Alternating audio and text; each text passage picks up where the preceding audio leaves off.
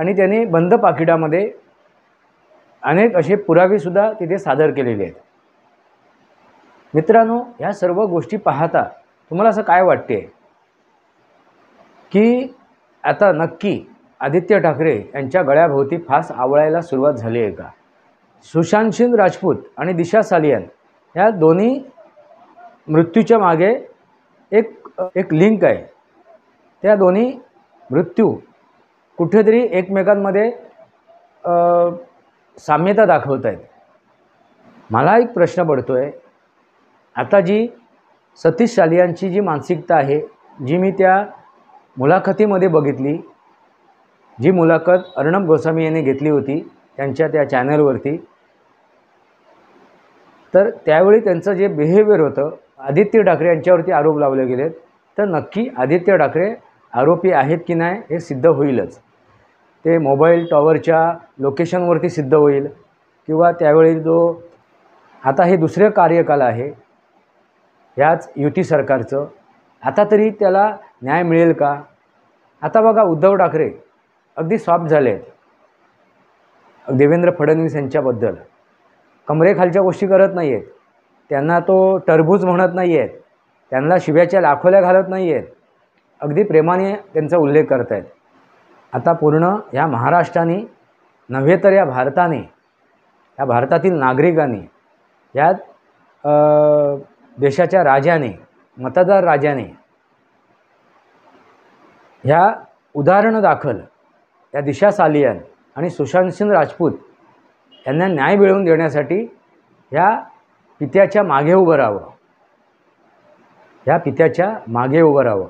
आणि जे त्यांना न्याय मिळवून देण्यासाठी धडपडत आहेत, जे पत्रकार आहेत, जे यूट्यूबर आहेत, जे वकील आहेत, जे काय नेते मंडळी आहेत, जे कोण असतील त्यांच्या मागे उभं राहावं। तर एका सामान्य व्यक्तीची काय अवस्था असेल, त्याला न्याय मिळू शकतो का? हा माझा सवाल आहे, हा माझा प्रश्न आहे। तुम्हाला काय वाटते मित्रांनो? वास्तवावर बोलू काहीतरी या माझ्या शृंखलेला सबस्क्राईब करा, बेल आयकॉन दाबा, माझे विचार पडेल लाईक करा, आपले विचार कमेंट बॉक्समध्ये मांडा।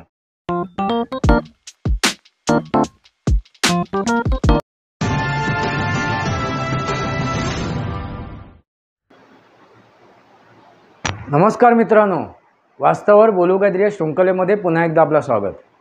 मी आपला मित्र राजेश वासंती साबाजी किळुस्कर। मित्रांनो, दिशा सालियान हिचा जो मृत्यू झाला, त्या मृत्यूनंतर म्हणजे 8 जून 2020 साली तिचा मृत्यू झाला। तो मृत्यू सुसाईड आहे असं सांगण्यात आलं, असं घोषित केलं गेलं। मित्रांनो, तो सुसाईड आहे की म्हणजे ती आत्महत्या आहे की तो खून आहे, याची आता चौकशी सुरू आहे। 2023मध्ये SIT नेमण्यात आली होती, पण त्या SITने सुद्धा असा काही खुलासा केलेला नाही आहे, त्याच्यात अशी काही प्रगती झालेली नाही आहे। मित्रांनो, त्यामुळे प्रश्नचिन्ह निर्माण व्हायला लागले आहेत आणि हे प्रश्नचिन्ह आता कुठेतरी आवासून बघायला लागले आहेत। मी असं का म्हणतो आहे? नुकतेच दिशा सालियान यांचे पिताश्री सतीश सालियान यांनी पिटिशन दाखल केलेली आहे कोर्टामध्ये, एक आरोपपत्र दाखल केलेलं आहे आणि त्यांनी आदित्य ठाकरे आणि इतरांवरती ते आरोप लावलेले आहेत, त्यांचा उल्लेख केलेला आहे आणि त्यांनी बंद पाकिटामध्ये अनेक असे पुरावेसुद्धा तिथे सादर केलेले आहेत। मित्रांनो, ह्या सर्व गोष्टी पाहता तुम्हाला असं काय वाटते की आता नक्की आदित्य ठाकरे यांच्या गळ्याभोवती फास आवळायला सुरुवात झाली आहे का, असं तुम्हाला वाटते का?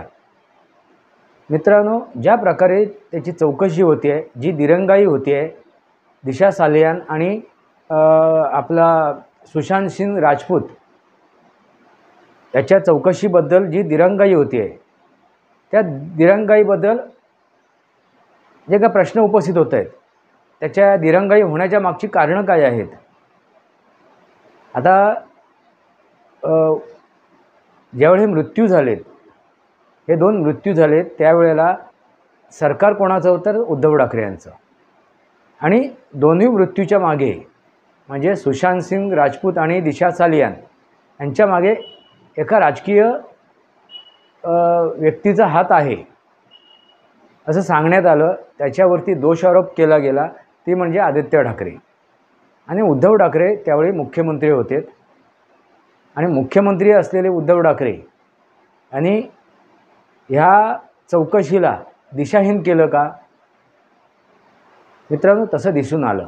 प्रत्यक्षदर्शनी तसंच दिसून येते. कारण त्यावेळेला उद्धव ठाकरे यांनी असं काय एक माहोल तयार केला, म्हणजे तो पत्रकारांचा असो किंवा दिशा सालियांच्या मृत्यूला कारणीभूत असलेल्या तिच्या मित्रमंडळींचा असो, असा काय माहोल तयार केला. त्या माहोलमध्ये दिशा सालियांचे पिताश्री वडील सतीश सालियान थोडे संभ्रमित झाले होते. त्यांची दिशाभूल केली होती. दिशा सालियांच्या वडिलांची दिशाभूल करण्यात आली आणि ह्या दिशाभूल करण्यामध्ये किशोरी पेडणेकरसुद्धा अग्रेसर आहेत. मित्रांनो, त्याबरोबर मालवणी पोलीस स्टेशन हे सुद्धा अग्रेसर आहे. म्हणजे असं काय आपण पाहिल्यानंतर, आणि मी आता नुकतीच दिशा सालियांचे पिताश्री सतीश सालियान यांची मुलाखत अर्णब गोस्वामी यांच्या त्या न्यूज चॅनलवरती बघितली, रिपब्लिकन भारत या चॅनलवरती. त्यावेळी त्यांची एकंदरीत बॉडी लँग्वेज बघितल्यानंतर, त्यांची मानसिक स्थिती बघितल्यानंतर मला एक गोष्ट निदर्शनात आली की ते मानसिक स्थित्या कुठेतरी अनस्टेबल आहेत.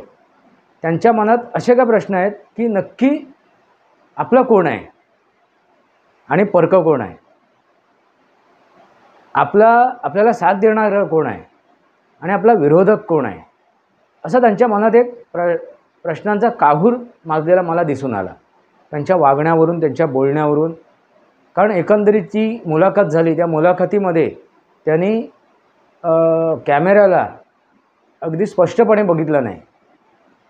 ते इकडे तिकडे असं चलबिचल झाले की वागत होते. म्हणजे एखाद्याच्या मनावरती खूप परिणाम झाला असतो, आघात झाला असतो आणि तो चलबिचल झाला असतो. त्याच्या मनात अनेक प्रश्नांचा काहूर माजलं आहे, वादळ आलं आहे. अशी ज्यावेळी व्यक्ती असते आणि तो चलबिचल झाले असते, तशी त्या पिताची, त्या वडिलांची अवस्था मला दिसून आली. मित्रांनो, ह्याला कारण काय आहे? ह्याला कारण तात्कालिक सरकार. आता तात्कालिक सरकार कोणाचं होतं? महाविकास आघाडीचं सरकार होतं. आणि या महाविकास आघाडीच्या सरकारमध्ये मुख्यमंत्री कोण होते? तर उद्धव ठाकरे, आदित्य ठाकरेंचे पिताश्री. आता त्याने पुरेपूर त्याचा लाभ उठवला, त्याचा फायदा उचलला आणि जेवढे काय त्याचे या गुन्ह्याचे जे काय पुरावे होते ते नष्ट करण्याचा प्रयत्न केला आणि नष्ट केलेसुद्धा. मित्रांनो, सुशांत सिंग राजपूत आणि दिशा सालियान ह्या दोन्ही मृत्यूच्या मागे एक काय आहे, एक कडी आहे, एक जोड कडी आहे, एक लिंक आहे. त्या दोन्ही मृत्यू कुठेतरी एकमेकांमध्ये साम्यता दाखवत आहेत. काहीतरी तिथे प्रश्न निर्माण होतो आहे. मी असं का म्हणतो आहे? कारण सुशांत सिंग राजपूत यांच्या त्या शरीराचं पोस्टमॉर्टम झाल्यानंतर, त्यानंतर तिथे जे उपस्थित होता त्या पोस्टमॉर्टम होताना याने अनेक बॉडींचे, अनेक शरीरांचे तिथे पोस्टमॉर्टम केलेले आहे. त्यांचं नाव विसरलो मी.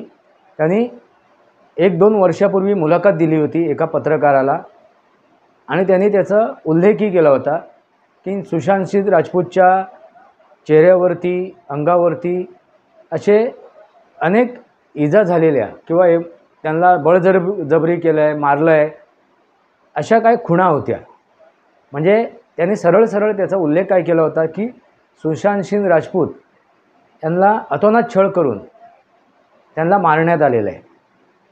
आणि ते एका व्यक्तीचं काम नाही, कारण त्यांची सुशांत सिंग राजपूतची बॉडी म्हणजे तब्येतसुद्धा तशी होती, त्यामुळे त्यांनीसुद्धा प्रतिकार करण्याचा प्रयत्न केला असणार. आणि त्यांना काय म्हणतात त्याला ड्रग्स वगैरे देऊन त्याच्यानंतर त्यांची मानसिक स्थिती कमी करून त्यांची प्रतिकारशक्ती कमी करून त्यांना मारण्यात आलेलं आहे असा त्यांनी त्याच्यात उल्लेख केलेला आहे. आणि ते म्हणतात मी इतकी पोस्टमॉर्टम केलेलं आहे, विषादक केलेलं आहे मी. त्यावेळी मला ह्या गोष्टीची जाणीव आहे की आत्महत्या आणि खून हत्या याच्यात काय फरक आहे आणि कशा प्रकारे त्याची हत्या झाली आहे हे ते सांगू शकत आहेत. ते काय म्हणत आहेत की त्यांना गळ्याला फास, त्यांचा मृतदेह फासावर लटकवण्यापूर्वीच त्यांचा मृत्यू झालेला आहे हे त्यांच्या त्या मृतदेहावरून लक्षात येते, असं त्यांचं ते वक्तव्य आहे मित्रांनो. मग मला एक प्रश्न पडतो आहे, आता जी सतीश सालियांची जी मानसिकता आहे, जी मी त्या मुलाखतीमध्ये बघितली, जी मुलाखत अर्णब गोस्वामी यांनी घेतली होती त्यांच्या त्या चॅनलवरती, तर त्यावेळी त्यांचं जे बिहेवियर होतं, त्यांची जी बॉडी लँग्वेज होती, देहबोली होती, त्यावरून असं अगदी 100% लक्षात येते की त्यांना खूप टॉर्चर केलं गेलं आहे, खूप त्यांच्या मानसिक यातना दिल्या गेल्या आहेत, त्यांना मानसिक यातना दिल्या गेल्या आहेत. कारण ते बोलताना नॉर्मल नव्हते, सहज नव्हते, कुठेतरी काहीतरी गडबडल्यासारखे होते, दिशाहीन झाले होते, असं समजायला हरकत नाही, असं बोलायला हरकत नाही. मित्रांनो, आता इथे उद्धव ठाकरे यांच्यावरती आरोप लावले गेले आहेत, आदित्य ठाकरे यांच्यावरती आरोप लावले गेलेत, तर नक्की आदित्य ठाकरे आरोपी आहेत की नाही हे सिद्ध होईलच. ते मोबाईल टॉवरच्या लोकेशनवरती सिद्ध होईल, किंवा त्यावेळी जो पिझ्झा घेऊन आलेला जो डिलिव्हरी बॉय होता त्याची चौकशी केल्यानंतर, किंवा त्याची जी ऑर्डर आहे त्या ऑर्डरवरनंसुद्धा लक्षात येईल. असे अनेक प्रसंग आहेत की त्याच्यावरून लक्षात येईल. किंवा दिशा सालियांच्या त्या इमारतीमध्ये, ती राहत्या घराच्या इमारतीमध्ये जी काय नोंदवही आहे, त्या नोंदवहीची पानं का फाडली गेलीत, तिच्या आजूबाजूचे जे लोकेशन आपले CCTV कॅमेरा फुटेज आहेत ते कसे काय गायब झालेत, ते कसे काय गहाळ झालेत, हे अनेक विषय आहेत. पण मित्रांनो, शेवटी काय असतो, कुठेतरी गुन्हेगार काहीतरी असं काय एव्हिडन्स, असे काय पुरावे सोडून जातो, ते नक्कीच पुरावे समोर येतील. आणि आता ज्या प्रकारे या केसमध्ये रशीद खान यांनी जी पिटिशन दाखल केलेली आहे, या केसमध्ये रशीद पठाण यांनी जी रशीद खान यांनी जी पिटिशन दाखल केली आहे, याचिका दाखल केली आहे, आणि त्याबरोबर निलेश ओझा यांनीसुद्धा एक जनयाचिका दाखल केलेली आहे. आणि त्या सर्वात मोठा जे काम आहे ते सतीश सालियान यांनी केलेलं आहे, आपल्या मुलीला न्याय मिळावा म्हणून. त्यांची आता इच्छा तीच आहे की आपल्या मुलीला न्याय मिळावा. आणि त्या मुलाखतीमध्ये ते सांगतायत की सुरुवातीला मला तसं वाटत होतं की तिची आत्महत्या झाली आहे म्हणून, कारण तिच्या अवतीभोवती असलेल्या तिच्या मित्रांनी तसं एक चित्र रंगवलं होतं. तिच्या अवतीभोवती असलेल्या त्यांच्यासोबत असलेल्या मित्रांनीसुद्धा, काही एक मित्र त्यांच्यासोबत राहत होता, त्यांचं नाव विसरलो मी, त्या मित्राचं नाव विसरलो, तर त्या मित्रांनीसुद्धा तसंच चित्र रंगवलं होतं, तसंच पिक्चर त्यांच्या नजरेसमोर उभं केलं होतं. त्यामुळे त्यांच्या मनातसुद्धा शंका उत्पन्न झाली नाही. आणि आता आपली मुलगी हाताशी गेलेली आहे, हकनात गेलेली आहे, आणि त्यानंतर आपण तिच्या इज्जतीचे धिंदवडे काढू नये, तिची इज्जत चव्हाट्यावर मांडू नये, असा त्यांच्या मनात एक प्रश्न निर्माण झाला. झालं गेलं, आता गंगेला मिळालं. आता तिच्या त्या गेल्यानंतर तिच्यावरती आरोप लावले जातील की ती बदफैली होती, ती चारित्र्यहीन होती वगैरे वगैरे आरोप लावले जातील आणि कुटुंबाला बदनाम केलं जाईल ह्या भीतीपोटी सतीश सालियान हे बॅकफूटवर गेले होते. कारण तशाच प्रकारे किशोरी पेडणेकर यांनी जाऊन त्यांच्यासमोर ते चित्र रंगवलं होतं की तुम्ही मीडियाला सामोरे जाऊ नका, मीडियाशी चर्चा करू नका, मीडियासमोर आपली मतं मांडू नका, नाहीतर मीडिया तुमच्या मुलीची इज्जत चव्हाट्यावर आणेल, त्याच्या इज्जतची लक्तर चव्हाट्यावर मांडतील, वेशीवर टांगतील, असाही तिने उल्लेख केला होता. किशोरी पेडणेकर त्यावेळीचे हे आपले महापौर आणि हे कोणाचे होते?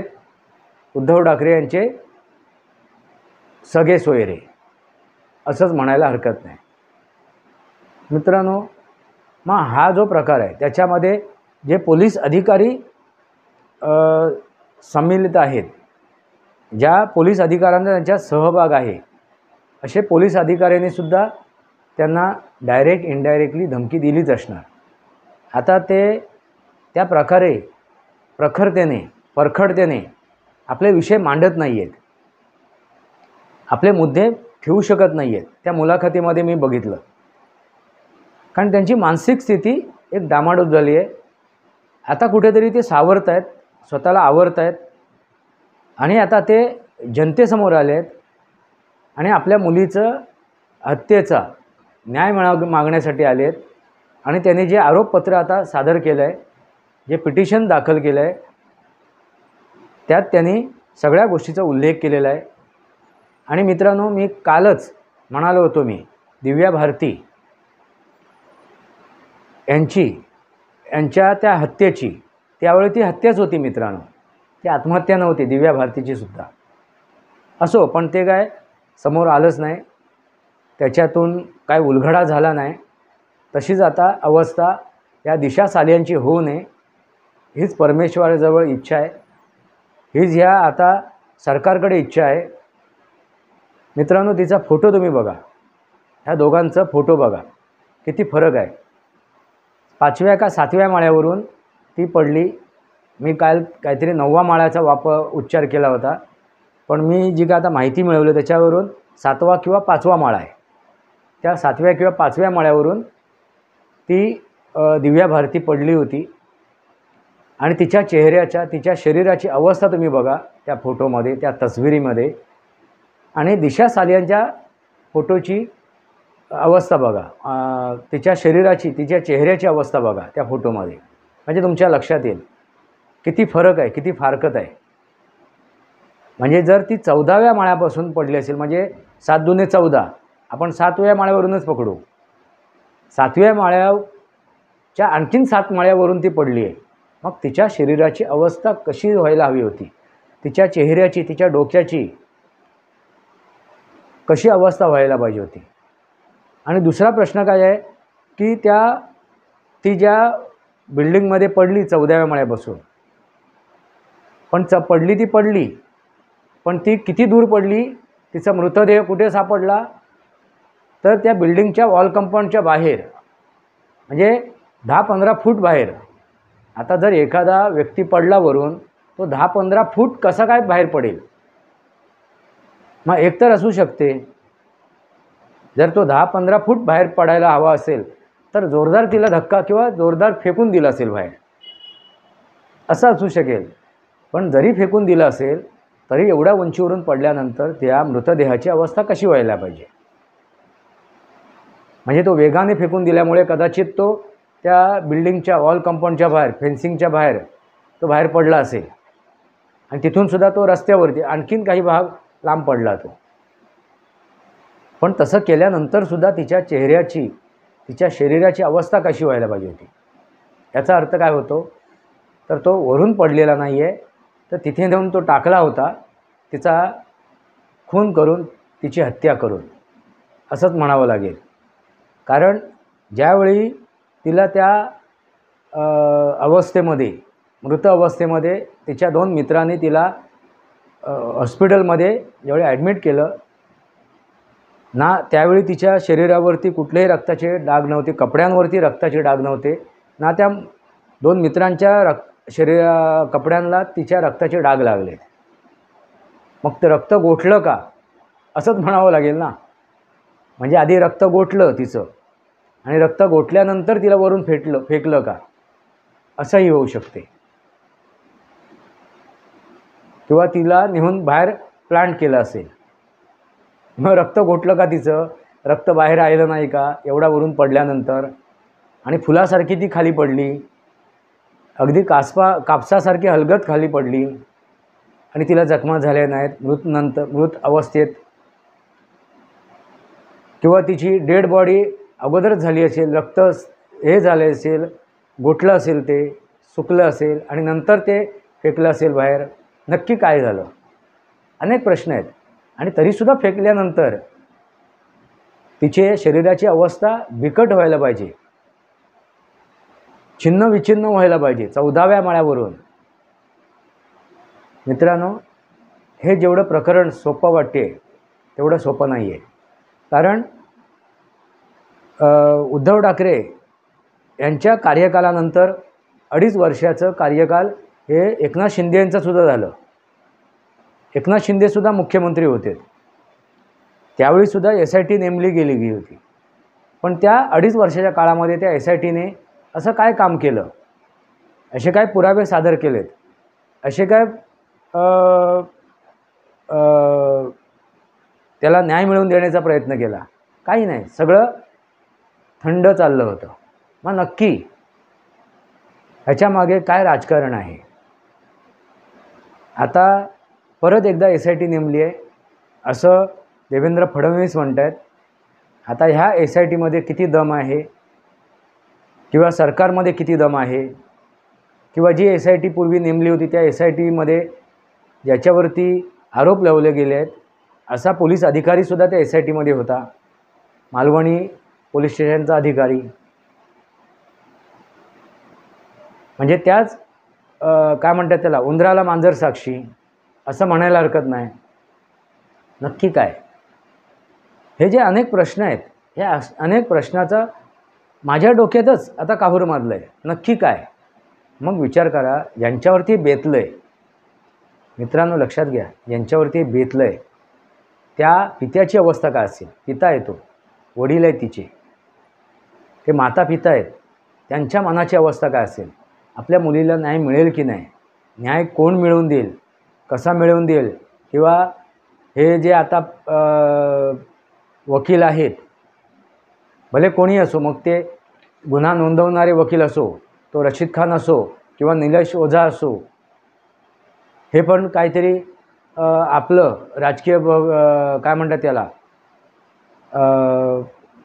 आपलं वकिली दाखवण्यासाठी किंवा आपला मोठेपणा दाखवण्यासाठी राजकारण तर खेळत नाही आहेत. किंवा जे आता पत्रकार येऊन आमचे मुलाखती घेत आहेत ते तर आपला TRP वाढवण्यासाठी तर काय प्रकार करत नाही आहेत. किंवा एखाद्या पोलीस अधिकारी आता त्याची चौकशी करणार आहेत, तो आपला इन्क्रिमेंट किंवा आपला काय म्हणतात त्याला, आपला हुद्दा वाढवण्यासाठी तर प्रयत्न करत नाही आहेत. किंवा जे नेते मंडळी आहेत ते आपला राजकीय भवितव्य घडवण्यासाठी तर प्रयत्न करत नाही आहेत. अनेक प्रश्न निर्माण होतात, अनेक संशय निर्माण होतात. नक्की कोण, नक्की त्यांच्या कोणाच्या मनात काय आहे, कोण नक्की काय साधू इच्छितो? मित्रांनो, तुम्हाला काय वाटते? माझ्या मनात हे सगळे प्रश्न निर्माण झालेत. माझ्या मनात हे प्रश्न निर्माण झालेत. नक्की तो वकील सपोर्ट करतो आहे का, निलेश ओझा? नक्की ते रशीद खान सपोर्ट करतायत का? नक्की न्यायालय सपोर्ट करतो आहे का? नक्की पोलीस खातं सपोर्ट करतं आहे का? नक्की राजकारणी सपोर्ट करतायत का? नक्की ते पत्रकार सपोर्ट करताय का? मित्रांनो, तुम्हाला काय वाटते? आपले विचार कमेंट बॉक्समध्ये मांडा. तुम्हाला काय वाटते? माझ्या मनातसुद्धा हे प्रश्नाचं काहूर मारलं आहे आता. कारण हे आपले उद्धव ठाकरेंच्या काळात आपण समजू शकतो, आपल्या मुलाला वाचवण्यासाठी प्रयत्न केले गेले. पण त्यानंतर एकनाथ शिंदे यांच्या काळामध्ये सुद्धा ज्या प्रकारे त्याची चौकशी व्हायला हवी होती, ज्या प्रकारे त्याची माहिती समोर यायला पाहिजे होती. त्या दिशा सालियान आणि त्या सुशांत सिंह राजपूतला न्याय मिळायला हवा होता. तो मिळू शकला नाही त्या 2.5 वर्षात. आता परत देवेंद्र फडणवीस यांचं सरकार आहे. आता हे दुसरं कार्यकाल आहे ह्याच युती सरकारचं. आता तरी त्याला न्याय मिळेल का? आता बघा उद्धव ठाकरे अगदी सॉफ्ट झाले आहेत देवेंद्र फडणवीस यांच्याबद्दल. कमरेखालच्या गोष्टी करत नाही आहेत. त्यांना तो टरबूज म्हणत नाही आहेत. त्यांना शिव्याच्या लाखोल्या घालत नाही आहेत. अगदी प्रेमाने त्यांचा उल्लेख करत आहेत. देवेंद्र फडणवीस, मुख्यमंत्री देवेंद्र फडणवीस, मुख्यमंत्री देवेंद्र फडणवीस. मित्रांनो, गंमत आहे की नाही? म्हणजे नक्की काय घडते? आणि जे काय आदित्य ठाकरे गेले, ज्यावेळी ह्या रशीद खाननी पिटिशन दाखल केलं, जनयाचिका दाखल केली, त्यानंतर लगबगीने जे आदित्य ठाकरे गेलेत की माझं मत मांडल्याशिवाय, माझी बाजू समजून घेतल्याशिवाय न्यायालयाने कुठलाही निकाल देऊ नये. ही लगबगी काय आहे? याच्यामागे एवढी धावत पळत जाण्याची आवश्यकता काय होती आदित्य ठाकरेंना? अनेक प्रश्न आहेत, अनेक शंका आहेत, अनेक कुशंका आहेत. आणि या सर्व वादळामध्ये, अशा ह्या सगळ्या प्रकारामध्ये नक्कीच सतीश सालियान यांची मनाची अवस्था गंभीर आहे. मित्रांनो, तुम्ही पहा त्यांच्या मनाची अवस्था काय झाली आहे. तो जो त्यांची मुलाखत आहे ती नक्की पहा. त्या रिपब्लिकन भारत या चॅनलवर जाऊन अर्णब गोस्वामींनी घेतलेली त्यांची मुलाखत आहे. निलेश ओझा हे त्यांचे वकील म्हणून काम करत आहेत. त्यांची आणि सतीश सालियान यांची मुलाखत पहा. तुमच्या लक्षात येईल काय अवस्था त्या पित्याची आहे, काय मानसिकता त्या पित्याची झाली आहे. आता पूर्ण ह्या महाराष्ट्राने नव्हे तर या भारताने, या भारतातील नागरिकांनी, या देशाच्या राजाने, मतदार राजाने ह्या उदाहरणादाखल या दिशा सालियान आणि सुशांत सिंह राजपूत यांना न्याय मिळवून देण्यासाठी ह्या पित्याच्या मागे उभं राहावं, ह्या पित्याच्या मागे उभं राहावं. आणि जे त्यांना न्याय मिळवून देण्यासाठी धडपडत आहेत, जे पत्रकार आहेत, जे यूट्यूबर आहेत, जे वकील आहेत, जे काय नेते मंडळी आहेत, जे कोण असतील, त्यांच्या मागे उभं राहावं. म्हणजे विचार करा मित्रांनो, काय घडते आहे या देशात, काय घडते. न्याय दुरापस्त झालेला आहे. दूरपर्यंत न्याय मिळत नाही आहे. मग सामान्य लोकांची काय अवस्था असेल? सेलिब्रिटींची किंवा उच्च पदस्थ लोकांची ही अवस्था आहे, तर एका सामान्य व्यक्तीची काय अवस्था असेल? त्याला न्याय मिळू शकतो का? हा माझा सवाल आहे, हा माझा प्रश्न आहे. तुम्हाला काय वाटते मित्रांनो? वास्तवावर बोलू काहीतरी या माझ्या शृंखलेला सबस्क्राईब करा, बेल आयकॉन दाबा. माझे विचार पडसे लाईक करा, आपले विचार कमेंट बॉक्समध्ये मांडा. तुर्तास इतकंच. भारत माता की जय. वंदे मातरम. जय भारत, जय महाराष्ट्र, जय सनातन.